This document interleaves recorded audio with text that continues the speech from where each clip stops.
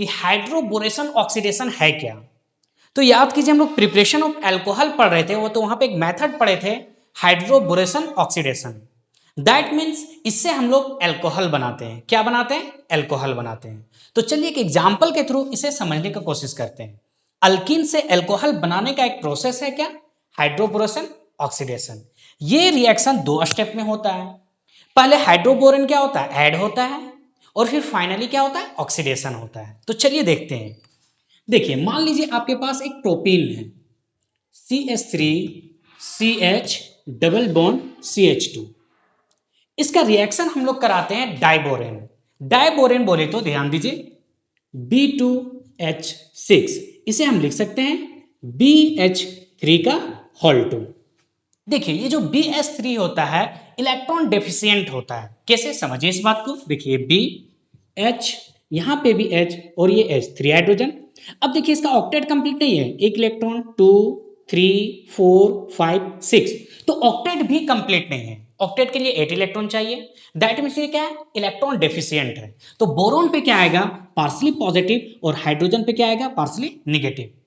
देखिए ये फैक्ट है कि आप हाइड्रोजन को मैक्सिमम H प्लस लेके चलते हैं, लेकिन यहां पे देखिए क्योंकि ये इलेक्ट्रॉन डिफिशिएंट है इसलिए इस पे पॉजिटिव होगा और हाइड्रोजन पे क्या होगा? नेगेटिव होगा।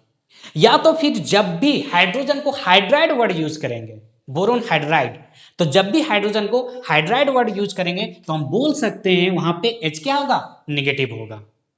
तो हम लोग यहां पे रिएक्शन किसके साथ कराते हैं? BH3 के साथ।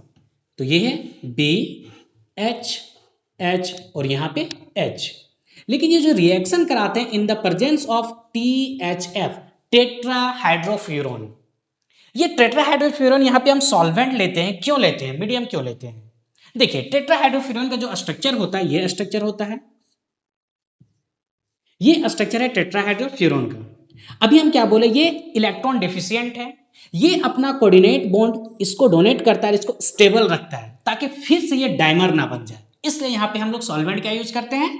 Tetrahydrofuran THF। तो चलिए आगे देखते हैं इस रिएक्शन में होता क्या है। तो अभी हम क्या बताएं, बोरॉन पे कौन सा चार्ज आएगा? पॉजिटिव, और हाइड्रोजन पे निगेटिव। तो देखिए यहां पे जो बॉन्ड शिफ्ट होगा किस डायरेक्शन में होगा ये ज्यादा मायने रखता है। चलिए तो देखिए यहां पे क्या होगा?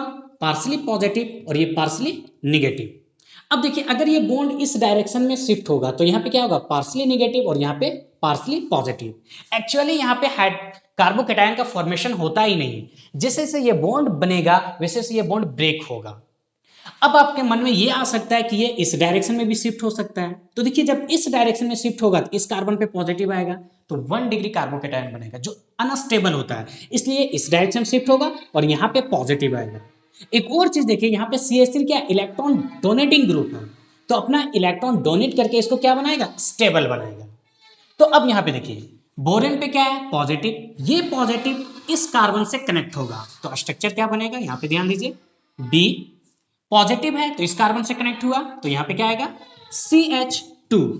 इस कार्बन पे पॉजिटिव है तो ये बॉन्ड यहां से ब्रेक हो जाएगा और ये H माइनस यहां पे कनेक्ट होगा तो क्या होगा? CH2CH3।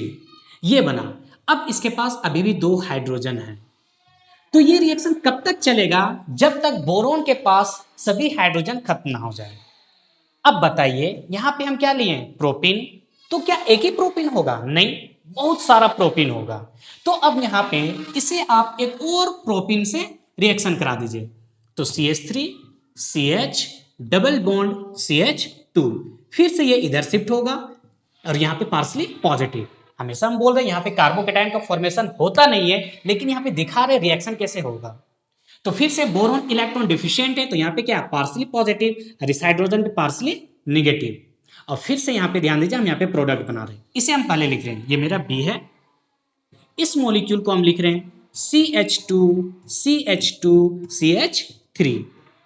अब समझिए यहाँ पे पॉजिटिव है तो ये नेगेटिव कार्बन से कनेक्ट होगा, यानी ये बोरॉन इस कार्बन से कनेक्ट होगा तो यहाँ पे क्या हुआ? CH2CH2CH3, और यहाँ पे अभी भी एक हाइड्रोजन है। कोई दिक्कत? चलिए अब एक हाइड्रोजन अभी भी बचा हुआ तो एक और मॉलिक्यूल से ये रिएक्शन करेगा। तो फर्दर हम इसे रिएक्शन करा देते हैं एक और प्रोपीन से। तो क्या है? CH3CH double bond CH 2। फिर से ये इस डायरेक्शन में तो पार्सली नेगेटिव, यहाँ पे पार्सली पॉजिटिव। ये इलेक्ट्रॉन डिफिशियंट है तो यहाँ पे क्या होगा, पार्सली पॉजिटिव और इस पे पार्सली निगेटिव होगा। अब चलिए स्ट्रक्चर बनाते हैं। पहले हम इस स्ट्रक्चर को बनाते हैं, ध्यान दीजिए। बी, यहाँ पे क्या है, CH2 CH2 CH3। अब इस मॉलिक्यूल का स्ट्रक्चर बना रहे हैं, CH2 CH2 CH3। अब यहाँ पे आप ध्यान दीजिए, जब यहाँ पे पॉजिटिव है तो ये नेगेटिव वाले कार्बन जाके कनेक्ट होगा, मतलब ये कार्बन इस बोरॉन से कनेक्ट होगा, तो स्ट्रक्चर क्या बना यहाँ पे, CH2 CH2 CH3। और ये जो हाइड्रोजन है यहाँ पे इस कार्बन से कनेक्ट हुआ तो ये बना CH2। अब देखिए ये मेरा हुआ हाइड्रोबोरेशन, इसका नाम क्या है, ट्राई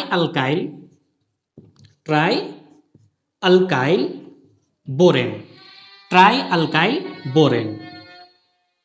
यहां पे हम क्या लिए हैं, प्रोपेन लिए, तो हम बोल सकते हैं ट्राई प्रोपाइल बोरेन। ये एडिशन हुआ। नेक्स्ट स्टेप में इसका क्या होता है, ऑक्सीडेशन होता है। ऑक्सीडेशन जो हम लोग कराते हैं H2O2 के प्रेजेंस में, और यहाँ पे कोई भी मीडियम लेंगे, बेसिक मीडियम लेंगे। आपके एनसीईआरटी में NaOH लिखा हुआ है तो आप यहाँ पे NaOH भी लिख सकते हैं। मतलब अब हम यहाँ पे क्या कराना चाह रहे हैं, ऑक्सीडेशन। अब ध्यान दीजिए H2O2 होता क्या, हम इस टाइप से इसे लिख सकते हैं OH, ये मेरा क्या है H2O2। तो होता क्या फाइनली, यहाँ पे समझिए, हम 3 मॉलिक्यूल ये ले रहे हैं, इसे हम लिख सकते हैं OH एक मॉलिक्यूल। चलिए हम इसे दूसरे मार्कर से यहाँ पे लिखते हैं। देखिए अब तक हम क्या कराए हैं, हाइड्रोबोरेशन का एडिशन कराए हैं, ऑक्सीडेशन अब कराने जा रहे हैं। इसे हम लिख रहे हैं OH, यहाँ पे हम भी लिखते हैं OH एक मॉलिक्यूल, यहाँ पे भी लिख रहे हैं OH। देखिए होता क्या है, यहाँ पे जब हम लोग इसको ऑक्सीडेशन कराते हैं तो ये मॉलिक्यूल यहाँ से बाहर चला जाता है। देखिए ये BOH3 यहाँ से बाहर चला जाएगा, तो साइड प्रोडक्ट यहाँ पे ये क्या देगा, BOH3, BOH का 3। ये क्या है, ये एक बोरिक एसिड है, क्या है, बोरिक एसिड। लेकिन फाइनली प्रोडक्ट क्या बना, देखिए CH3 CH2 CH2 और इस CH2 के साथ एक OH आएगा, तो देखिए प्रोडक्ट क्या बना, CH3 CH2 CH2 OH, ये प्रोडक्ट बना। अब यहाँ पे देखिए CH3 CH2 CH2 OH, यानी सेम एक मॉलिक्यूल यहाँ से निकलेगा, एक मॉलिक्यूल और यहाँ देखिए CH3 CH2 CH2 OH, that means ये मॉलिक्यूल मिलेगा, 3 मॉलिक्यूल मिलेगा, प्रोपेन 1 ऑल। तो ये मेन होता है क्या, हाइड्रोबोरेशन ऑक्सीडेशन। फाइनली हम लोग को क्या मिला, अल्कोहल मिला, और 1 अल्कोहल मिला, मतलब प्रोपेन 1 ऑल। अब यहां पे समझिए, क्या एग्जाम में आएगा तो हम इसे इतना डिटेल में करेंगे नहीं, तो हम एग्जाम में क्या करेंगे, आप इसे पहले नोट कीजिए।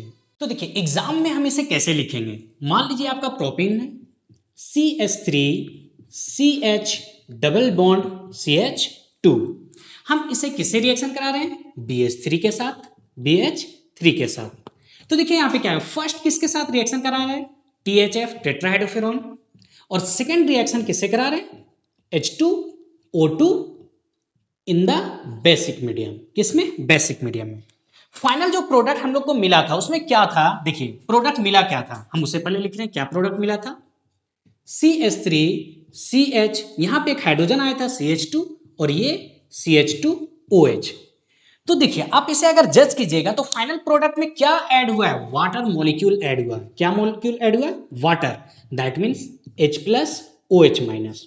तो यहां पे आप देखिए OH- किस कार्बन पे गया, उस कार्बन पे गया जहां पे ज्यादा हाइड्रोजन है। देखिए ये OH यहां पे गया और H+ इस पे गया। तो ऐसा कब होता था, मतलब जो हम ऐड कर रहे हैं उसका नेगेटिव पार्ट अगर उस कार्बन के पास जाए जिस कार्बन के पास ज्यादा हाइड्रोजन है, तो ये एक रूल था एंटी मार्कोनिकॉफ रूल।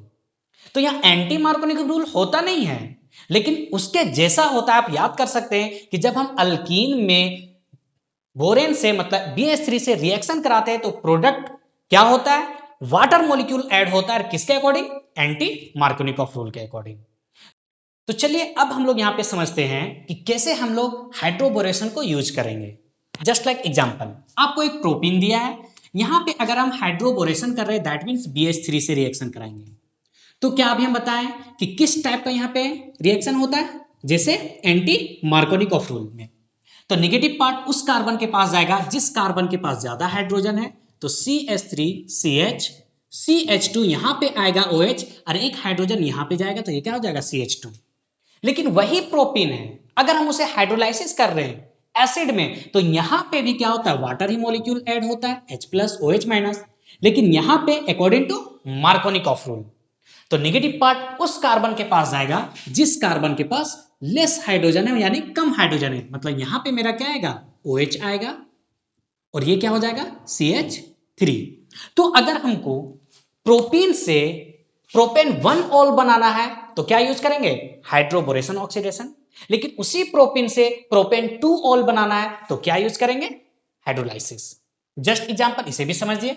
फर्दर देखिए, अगर हम इसे यहां BH3 से रिएक्शन करा रहे हैं, हाइड्रोबोरेशन कराएंगे, तो देखिए यहां पे एक भी हाइड्रोजन नहीं, लेकिन यहां पे एक हाइड्रोजन है, तो एंटी मार्कोनिकॉफ रूल के अकॉर्डिंग यहां क्या होना चाहिए, यहां पे क्या आएगा, OH आएगा और ये CH3। लेकिन उसी रिएक्टेंट को अगर हम हाइड्रोलाइसिस करेंगे तब क्या होगा, यहां पे जो मॉलिक्यूल ऐड होगा अकॉर्डिंग टू मार्कोनिकॉफ रूल, तब देखिए प्रोडक्ट क्या देगा, ये CH3 और यहां पे आएगा OH और यहां पे क्या आएगा, हाइड्रोजन आएगा। तो इस टाइप से हम डिस्टिंग्विश कर सकते हैं हाइड्रोबोरेशन ऑक्सीडेशन में।